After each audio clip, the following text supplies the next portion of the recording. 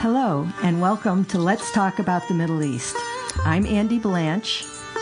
And I'm Juliana Mishayev, and I'm sorry I can't be there in person today. I'm in Washington, D.C. Tomorrow I'll be attending a march in support of Palestine, protesting AIPAC, and hopefully you guys will be able to hear about that in 2 weeks on our next show. And I'm Arlene Sweden, also sitting in the studio this morning with Andy and Juliana. On this show, we talk about the Middle East. Its culture, politics, religion, art, history, just about anything that captures the complexity of the region. We hope to promote open and honest discussion about the conflict in Israel and Palestine, and we hope to humanize that conflict by getting to know people who have a stake in the issues. And you are listening to WSLR LP 96.5 here in Sarasota, or WBPV 100.1 LPFM in Bradenton. Today we'll be featuring highlights from previous shows. We're a new show on WSLR. Our first episode was only 4 months ago, but we've already had a wide variety of guests. We've interviewed a Muslim feminist who grew up in Turkey, an Israeli-American archaeology professor, an activist from Detroit, a representative of Jewish Voice for Peace, and the founder of the Palestinian Movement for Moderation, who grew up in East Jerusalem.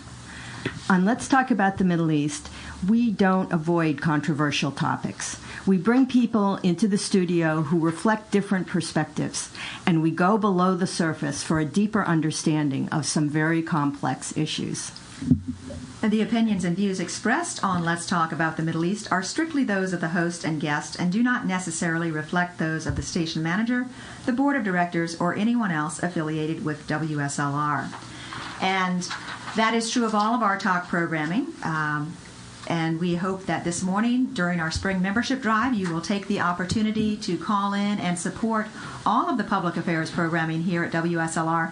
But specifically during this next hour, we want to hear your support for this new program, Let's Talk About the Middle East. This is a program that I personally am very excited about.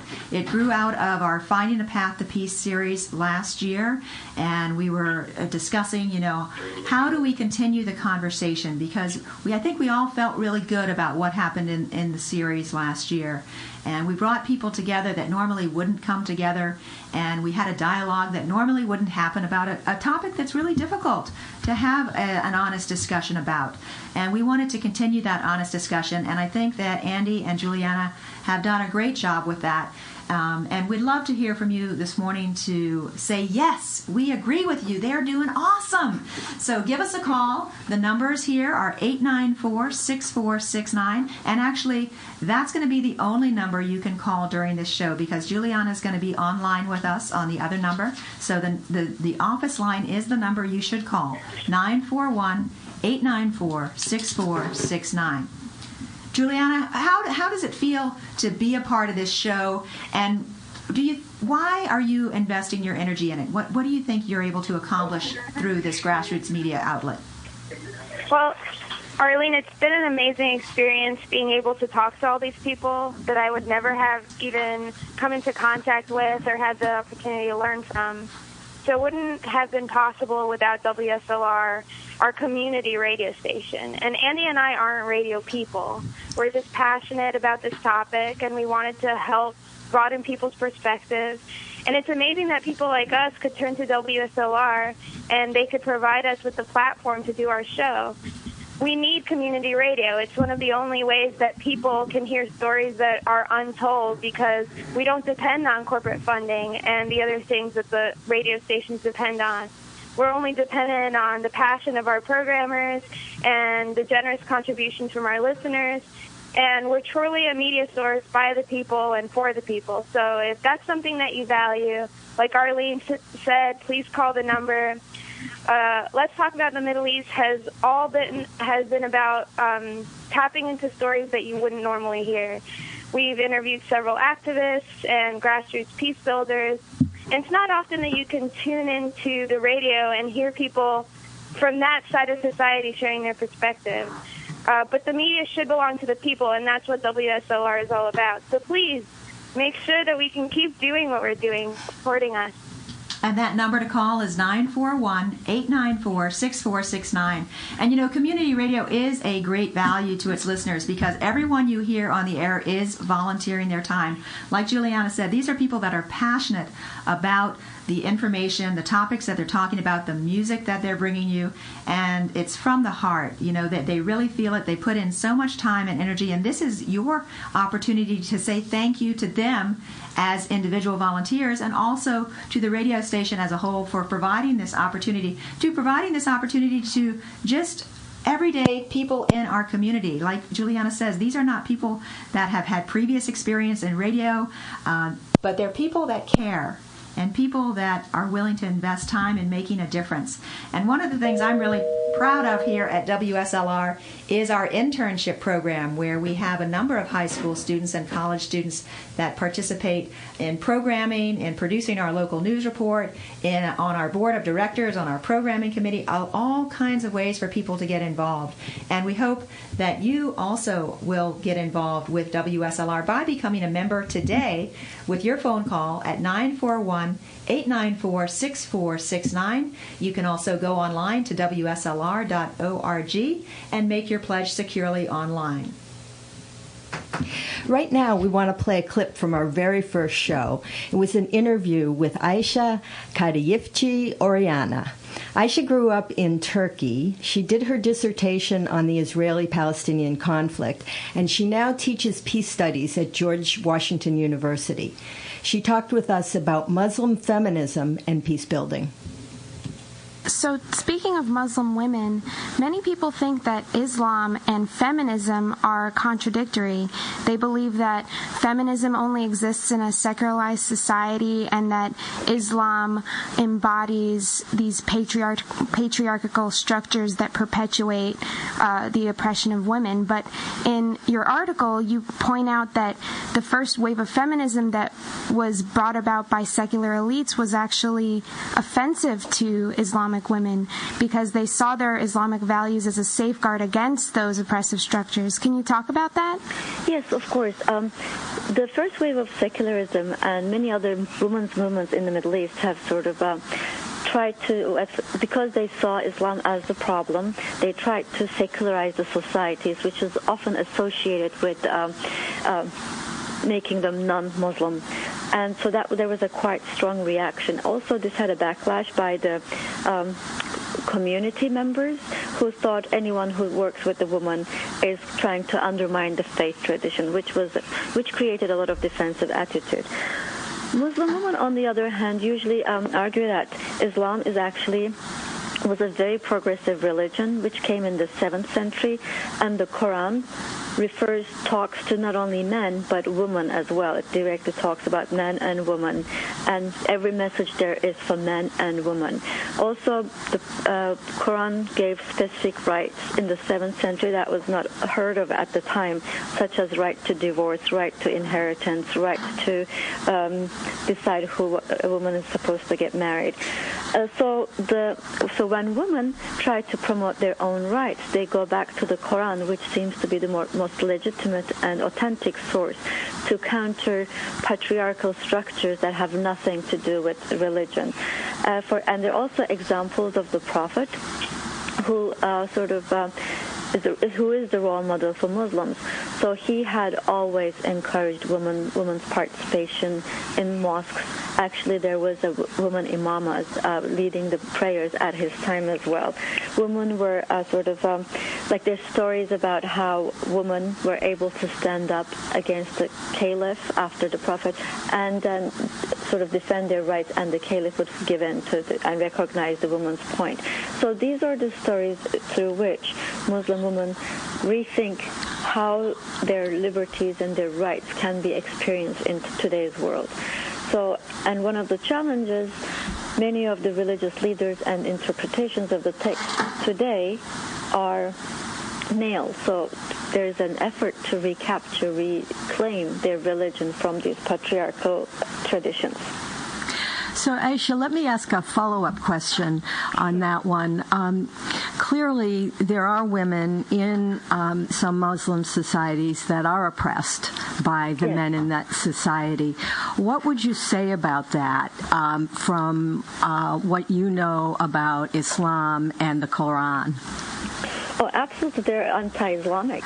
I mean, if you're, for example, not allowing women to receive her share in, let's say, for inheritance, that is anti-Islamic. If you're not allowing women to work, that is anti-Islamic, because Islamic history, from the time of the Prophet, women played social roles, leadership roles. Like Prophet Aisha was not only a warrior but an educator, among other things. So what they're doing is not Islamic. We want to turn next to our interview with Mohammed Dajani. I've known Dr. Dajani for years. He's got a fascinating history. He's a member of a very prominent Palestinian family that, in fact, for centuries was charged with guarding King David's tomb, one of the most sacred Jewish sites in Jerusalem.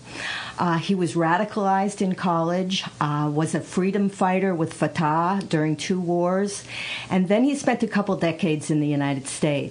His time in the United States was transformative for him, where he told me at one point that he learned while he was in the United States that the entire world didn't stay up all night worrying about Palestine.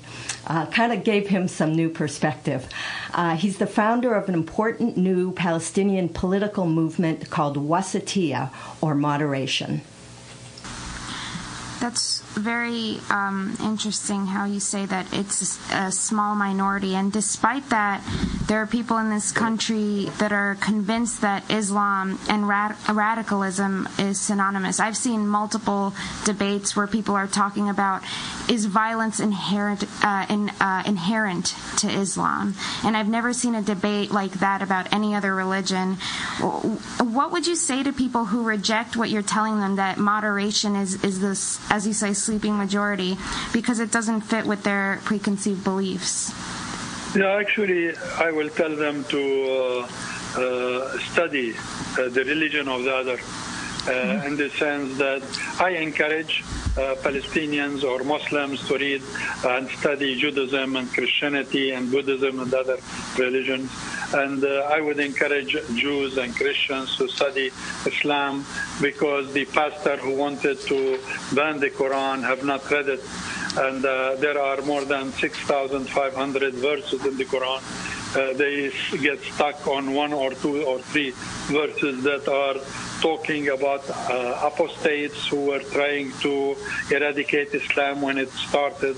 And so Islam was encouraging people to fight in order to have the religion survive. But now we are in a different world, different generation. And Islam did not come to negate Christianity or Judaism. Islam, on the contrary, came to as a message to complement those religions. God in the Quran says that you will not be a Muslim unless you believe in other religions and other books. And so a Muslim is required to believe in Christianity and Judaism and in their holy books, not to deny them. At the same time, Islam is not preaching a religion. I don't need to preach Islam to others. I don't need to convert them, because the Quran says that don't guide whom you love. God will guide whoever He wants. And at the same time, the Quran is very clear. It says that God has created us into different people, different cultures, different religions, different languages, so that we can cooperate and live together. And that if God would have wished, He would have created us all one nation, or all one religion, or all one people. But that was not the wish of God. And so Islam is not a religion of violence or aggression. There are hundreds of verses in the Quran that call for peace, and that God does not love aggressors. And I believe that to associate violence and aggression and terrorism with the religion of 1.6 billion people is wrong because there are 50,000 or 100,000 people who have been radicalized. Because radicalism is present in every religion, and it is committed by people of whatever religion they are, and so that's where we have to have the Muslim world as an ally in the fight against terrorism, rather than classify them as the enemy. We have to have them there as our allies in the struggle against Muslim terrorists, against Christian terrorists, against Jewish terrorists, against those minority who are extremists and want to impose their version of their political version on the others. And in this way, you will find a big ally in the religion of Islam rather than make it the enemy. There has been so many incidents, violent incidents here in the United States, in schools, in churches. But when one happened by a Muslim, then it became as if it is a Muslim thing. Well, it is not. This is a guy who did it was a murderer, not a Muslim murderer, but a murderer. Like the guy who went into a church and killed, he's a murderer. He's not a Christian murderer, but a murderer. And so this is where the problem is, to try to stigmatize a religion because of what few people do. In those two interviews, Mohammed and Aisha were doing some serious myth-busting for us. They made pretty clear arguments that all Muslim women aren't oppressed and all Palestinian men certainly aren't terrorists. You couldn't conclude, after listening to those two interviews, that, like one of our Republican presidential candidates suggested, Islam hates us. Quite the contrary. One of the things I love most about doing this radio show on WSLR is having the opportunity to introduce people like Mohammed and Aisha to our listeners. Yeah, that was a very interesting clip from that interview, Andy. I liked, when he said that the Islam message is there to complement Christianity and Judaism, not to negate them, because so often this is framed as a religious war, and let's look at that a little more deeply. And what is this really about? This is not a religious war, that's for sure. Right. And the deeper you get into it, the more clear that becomes. And the more you get a chance to talk to people like Aisha and Mohammed, the better you understand that. And how did you get involved in this work, Andy? How did you start the Center for Religious Tolerance and begin your peace work in the Middle East? Well, it all started when a group of us took a trip to Israel, and it happened to be in the year 2000, which, if you'll remember, was during the beginning of the Second Intifada, when there was so much violence going on, and people across the globe were really afraid that the Middle East was going to burst into flames again. And we expected to run into people who were violent and were expressing hatred and anger. And of course, there was some of that. But we also found incredible people that we didn't know existed. People like Mohammed, who I met for the first time on that trip, and people like Aisha, who I met. And these were people who are committed to building conditions for sustainable peace, for figuring out how to coexist, even in times of extraordinary difficulty, which the Intifada was, because there was so much violence happening. And we realized when we were over there that we didn't get that in the mainstream media. None of us were aware that there was a peace movement in Israel, that there were tons of people over there who were giving their lives to try to build peace. We didn't know about it. And so when we came back, we felt we had to do something. We created CRT. And this new step, doing this radio show, I feel is very consistent, because this is the only place you're going to get that perspective. You're not going to get it in mainstream media. And that's why I feel this show is so important and just so aligned with the mission of WSLR to promote peace and justice and sustainability and equality, democracy, all of those things that we talk about here on the radio station. And to connect with these voices of peace in the Middle East, it's so important. And if you appreciate that effort If you appreciate this programming, we need to hear from you this morning. Please reach out to us by calling 941-894-6469 and showing your support for this program. Become a member of WSLR this morning. Join our community. Our next clip is from our interview with activist Jimmy Johnson from Detroit. Jimmy grew up in a secular Jewish family. He lived in Jerusalem for over a decade, and during that period he worked for the Israeli Committee Against House Demolition. He now writes extensively about Israel and Palestine. He talked with us about settler colonialism. The first time I saw you, you were talking about settler colonialism, and it was a really interesting talk. Can you explain to us what settler colonialism is? Sure. Settler colonialism is an organization of power. And what I mean by that is it organizes social relations and power relations in the areas where it operates.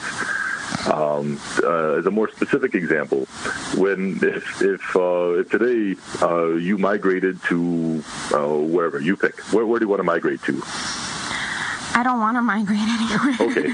Well, let's say you wanted to migrate to Brazil or France or Senegal or wherever it is that you'd like to go. Right. Let's say Brazil. Brazil. Okay. So you go to move to Brazil, and when you move there, you eventually, in some form or another, will become Brazilian. If you pass through whatever immigration regime and that there is.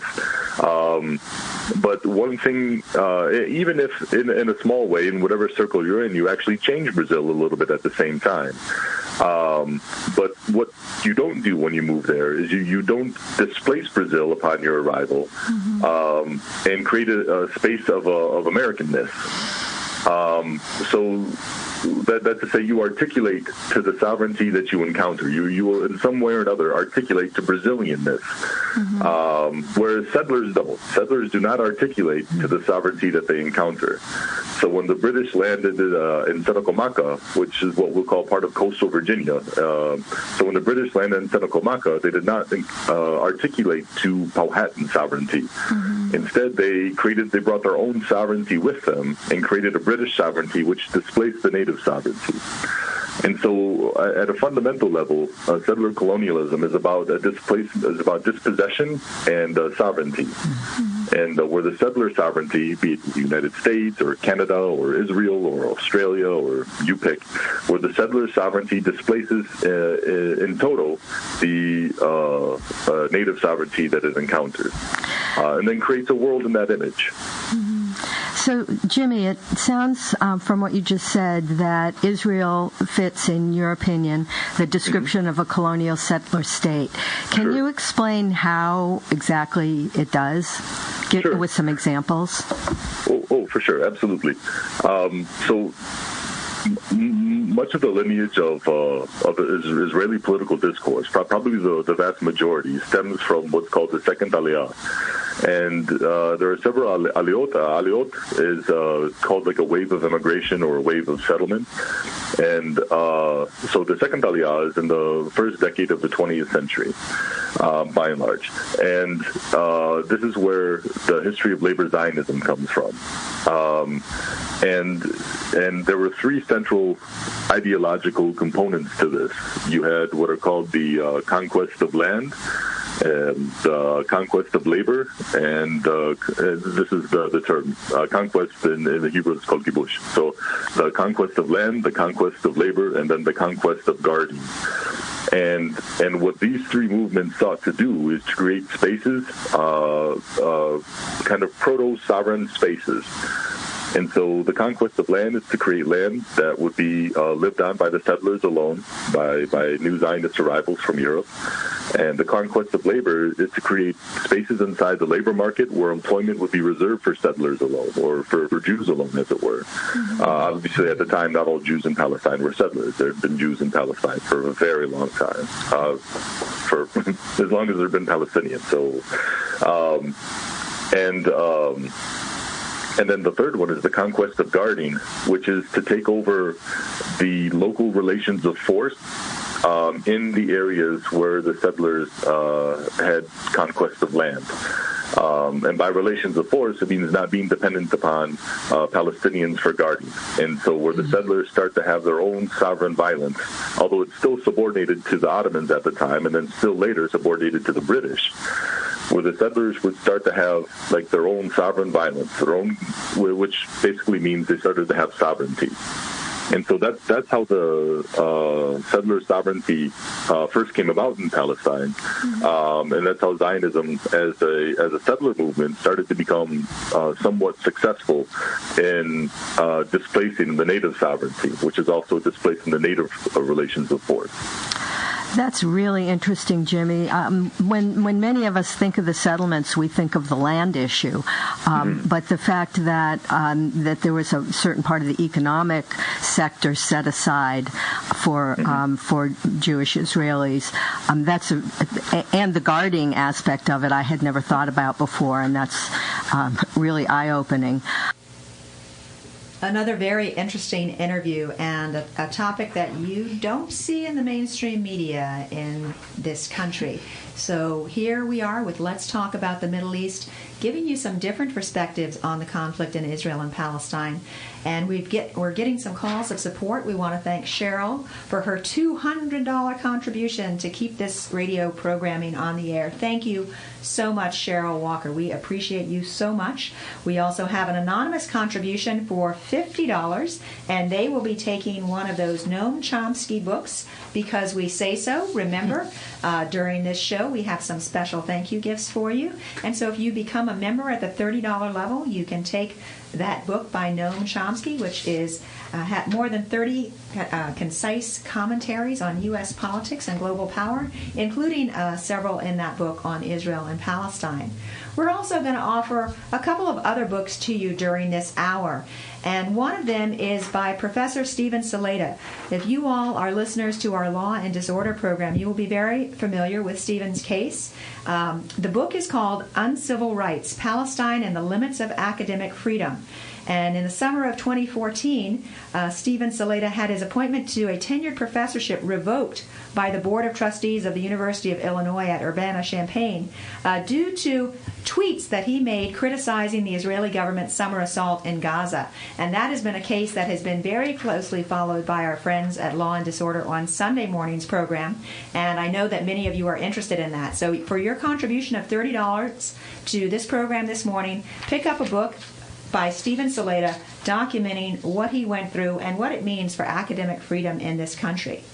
The number to call to make your pledge of support is 941-894-6469. And don't forget, you can also go online to WSLR.org and make your pledge online. I think we have another clip coming up for you now from Andy. Yeah, the next clip also examines the history of the Israeli-Palestinian conflict, this time from the perspective of archaeologist and New College professor Uzi Baram. Uzi was born in Haifa, Israel, but he was raised in the United States. His scholarship provides a sustained critique of racism, with a particular concern for the erasing of history and the silencing of the past. He talks with us here about how archaeology can be used as a tool for nation building. That actually leads nicely into the next question, which has to do with archaeology as a tool of nation building, which is a term that you used in one of your articles. Can you give examples of how both Israel and Palestine have used archaeology for nation building? Yeah. You know, it sometimes surprises people, because here in the United States it doesn't happen too often. Right? There's just such a overwhelming sense that, well, this is what it is and it's always meant to be. But in many parts of the world, particularly in places that were colonized, and again, to understand the places on the Eastern Mediterranean, knowing about the Ottoman Empire's rule from the 16th century to early 20th century, British and French colonial rule under the League of Nations, but colonial rule during the 20th century, the imperialism from the Soviet Union, from the United States, that really guided certain understandings. Well, these countries which were created in the 20th century needed to find ways to root themselves deeper into the past, sense that we've always been here. not just through stories, but through places and things. And archaeology turns out to be a really useful tool to putting one's history deep in the past to point to certain places. So in the